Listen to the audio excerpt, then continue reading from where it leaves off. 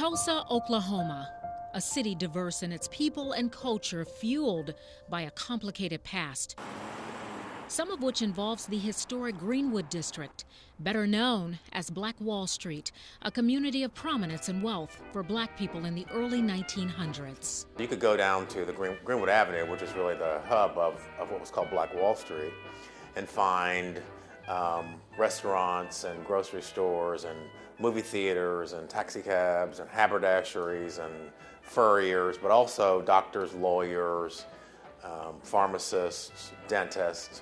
Many of the people who came to Indian Territory, Tulsa, the Greenwood, what we know as also Black Wall Street, had received their educations back, particularly in the East, at Morehouse and Spelman and Howard University.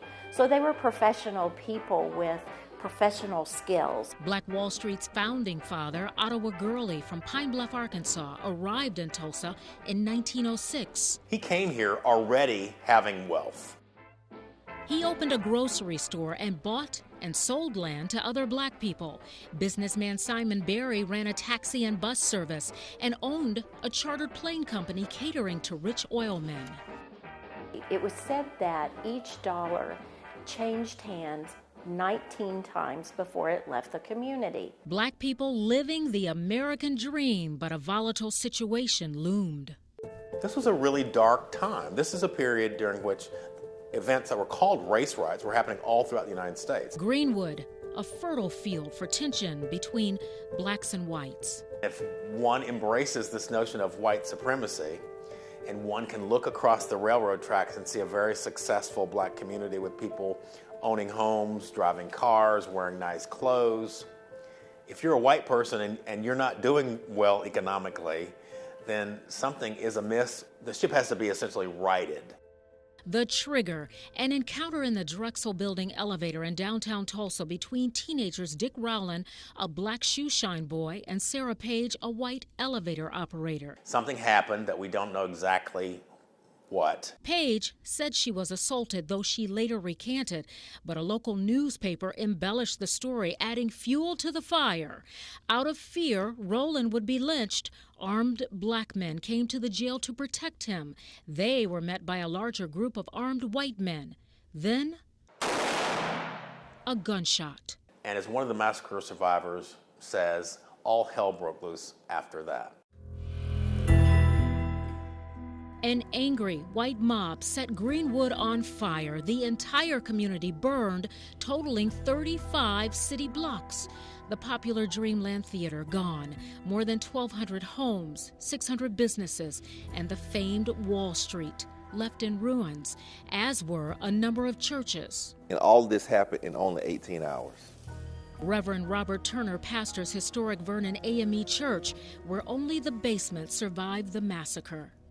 It was the first time airplanes were used to terrorize Americans. Not 9/11, not Pearl Harbor, but right here in Greenwood, in Tulsa, Oklahoma. It's estimated between 100 and 300 people, mostly blacks, were killed and many others wounded. Some of the survivors, including Gurley, left and never returned. After the massacre, the people who stayed here rebuilt Greenwood. In fact, in the 1940s, it thrived with well over 200 documented black businesses. Ironically, it was integration that led to the demise.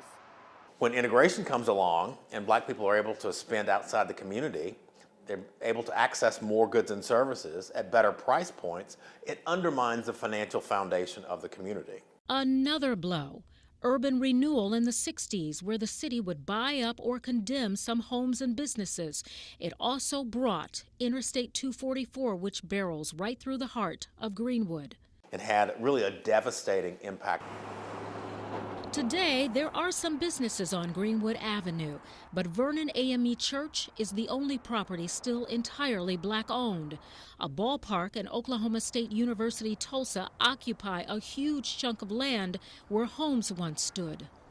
But the community's rich history teaches us many lessons, including the power of the human spirit and the notion that some history bears not repeating. I typically would paraphrase something that Dr. Maya Angelou said that I think is both simple and profound. She said, our history despite its wrenching pain, cannot be unlived. But if faced with courage, it need not be lived again. And need not be forgotten.